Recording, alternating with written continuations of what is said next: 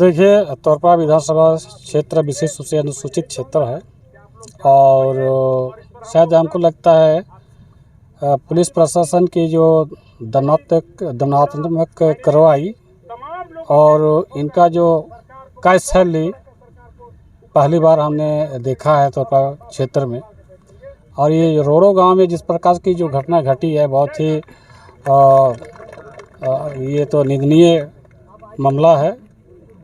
इसलिए आज विशेष रूप से हम यहाँ पर से पद यात्रा में हम लोग आके सरकार को हम लोग अवगत कराना चाहते हैं आप लोग के माध्यम से कि आज जो घटना घटी है, क्योंकि आप लोग खुद जान रहे हैं, हम लोग वहाँ जाके जानकारी हमने लिया है कि यहाँ कोई कोर्ट का कोई वारंट इशू नहीं था। और दूसरी बात है, सुप्रीम कोर्ट ने जो निर्देश दिया है, आदेश दिया है कि कोई भी अपराधी को गिरफ्तार करने के लिए पुलिस प्रशासन रात को नहीं जा सकती है। लेकिन ये तोरपा पुलिस ने जिस प्रकार से जो अपना अंजाम दिया है, ये बहुत शर्मनाक है। और पुलिस प्रशासन पर धब्बा पहुंचाने का काम किया है और साथ ही साथ सरकार पर भी धब्बा पहुंचाने का काम किया है, क्योंकि उनके जो गलत गैर कानूनी तरीक़ा से, गैर संवैधानिक तरीक़ा से उन्होंने गिरफ्तार करने का काम किया है। जो 12:30 बजे रात को गेट तोड़ करके, दरवाज़ा तोड़ करके महिला लोग के साथ धक्का मुक्की करना और एक बुजुर्ग को धक्का करके गिरा देना और उनकी मृत्यु हो जाना, ये बहुत ही मार्मिक एक घटना है। और इसके लिए सरकार को स्वतः संज्ञान लेना चाहिए, या तो कोर्ट को भी स्वतः संज्ञान लेकर इस पर कार्रवाई करने की आवश्यकता है, ताकि इस प्रकार से पुलिस प्रशासन की जो जनता जिस पर विश्वास करता है वो विश्वास बरकरार होना चाहिए। मौन सभा करके सरकार को अवगत करने का प्रयास किया है। और सही कार्रवाई नहीं होता है, यहाँ इनको मुआवजा नहीं मिलता है और ये पुलिस प्रशासन जो दोषी है उस पर 302 का धारा लगा करके इनको जेल नहीं भेजती है, तो हम आगे की कार्रवाई एक जन आक्रोश आंदोलन हम शुरू करेंगे। और ताकि ये जो सरकार पर जो धब्बा पहुंचने का काम इन्होंने किया है, जनता का जो पुलिस प्रशासन पर जो विश्वास जनता का था वो टूट रहा है, उसको जोड़ने का काम हम लोग करेंगे। अमानवीय घटना की कड़े शब्दों में निंदा करता हूँ, भर्त्सना करता हूँ, स्ट्रांगली कंडेम करता हूँ, सख्त अल्फाज में मजम्मत करता हूँ। जो हमारे लोकतंत्र, जनतंत्र के रक्षक हैं, वही भक्षक बन गए। और ये सिर्फ लोकतंत्र की हत्या नहीं है, बल्कि अभी आपने पॉल सुरीन साहब जो पूर्व विधायक हैं इस क्षेत्र के, उनसे सुना आप, ये 5th schedule of Indian constitution, भारतीय संविधान की 5वीं अनुसूची में आता है और पेशा क्षेत्र में आता है। ये 13 डिस्ट्रिक्ट हैं और उसमें एक कस्टमरी लॉ है, जो प्रथागत कानून है, उस कानून का भी उल्लंघन किया है।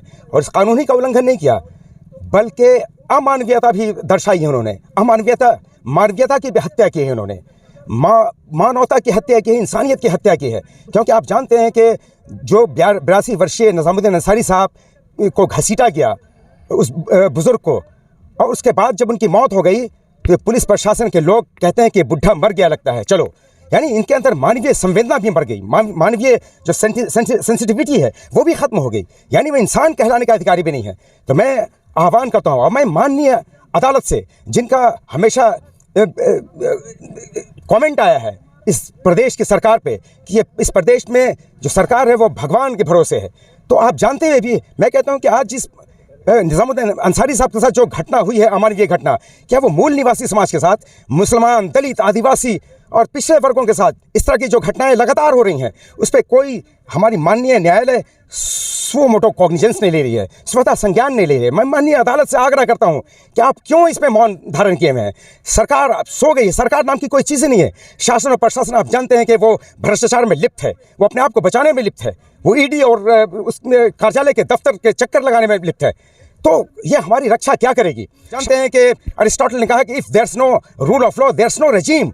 जिस धरती पे, जिस प्रदेश में और देश में रूल ऑफ लॉ नहीं होगा, शासन का, कानून का राज नहीं होगा, उस देश में, उस प्रदेश में कानून नाम की कोई चीज़ नहीं है। इसका मतलब तो हम आप तमाम लोगों से और इस प्रदेश के मुखिया माननीय हेमंत सोरेन साहब से, डीजीपी साहब से मैं आग्रह करता हूं कि अविलंब तमाम जो प्रशासन के लोग मौजूद थे उनको बर्खास्त करें।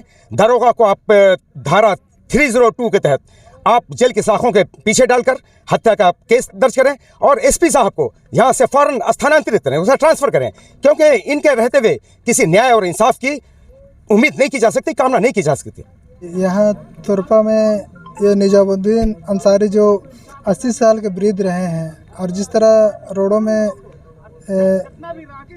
जो 26 और 27 तारीख जो रात में जो घटनाएं घटी हैं वो अत्यंत चिंतनीय हैं। और ये हम लोग मांग कर रहे हैं सरकार से, ये जो आज श्रद्धांजलि पद यात्रा था और ये अभी श्रद्धांजलि सभा हो रही है, तो हम लोग यही मांग कर रहे हैं कि आने वाले समय में हमें न्याय मिलना चाहिए और पीड़ित परिवार को मुआवजा मिलना चाहिए।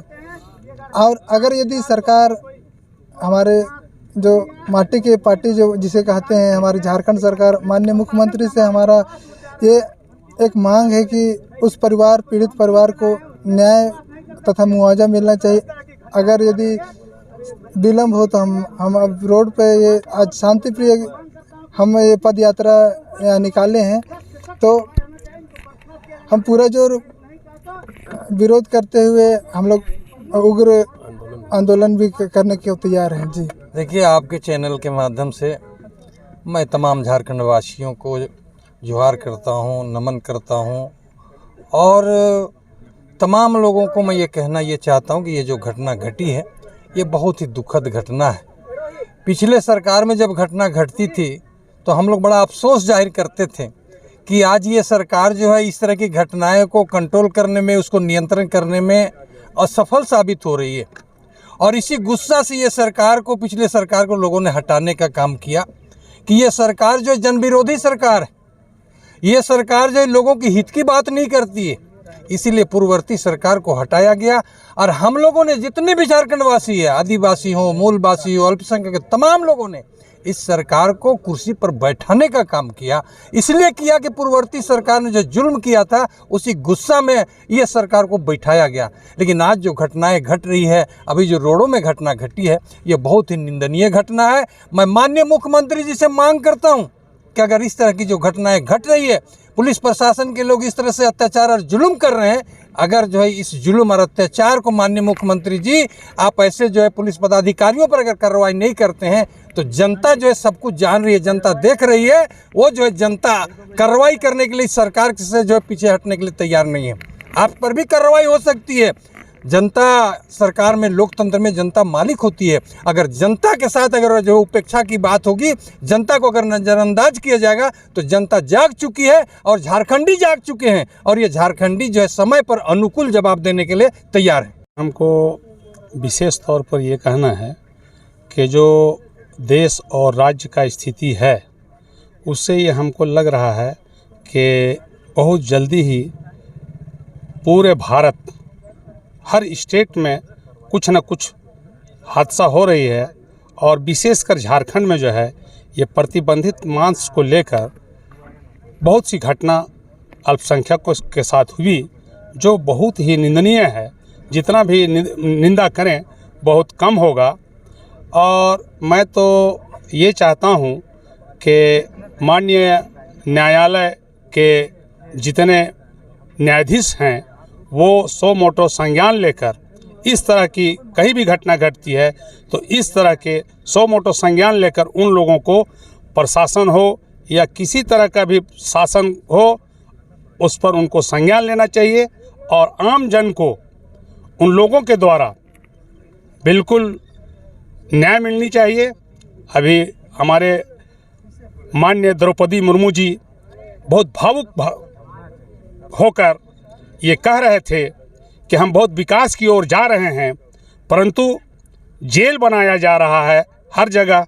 ये बहुत दुखद की बात है, क्योंकि विकसित देश में जेल बढ़ाना अक्लमंदी नहीं है, बल्कि स्कूल और कॉलेज, विश्वविद्यालय बढ़ाना अक्लमंदी है।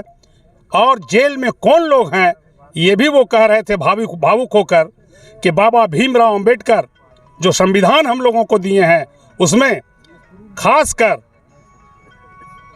पिछड़ा, दलित, आदिवासी, अल्पसंख्यक तमाम लोगों को बराबर भागीदारी का जो है वो अधिकार दिए हैं। परंतु आज सरकार और सरकार की जो पॉलिसी है, आज आदिवासी लोगों को, अल्पसंख्यक लोगों को और तमाम दलित भाइयों को और पिछड़ा को, ओबीसी को, सबको छलने का काम करती है। और आज अब लोग जाग रहे हैं। ये आज समझिए हम लोग ये क्या कहते हैं, माचिस की तिल्ली है। आज तिल्ली से शुरू किए हैं, हो न हो कहीं हम लोग आग भी बन सकते हैं।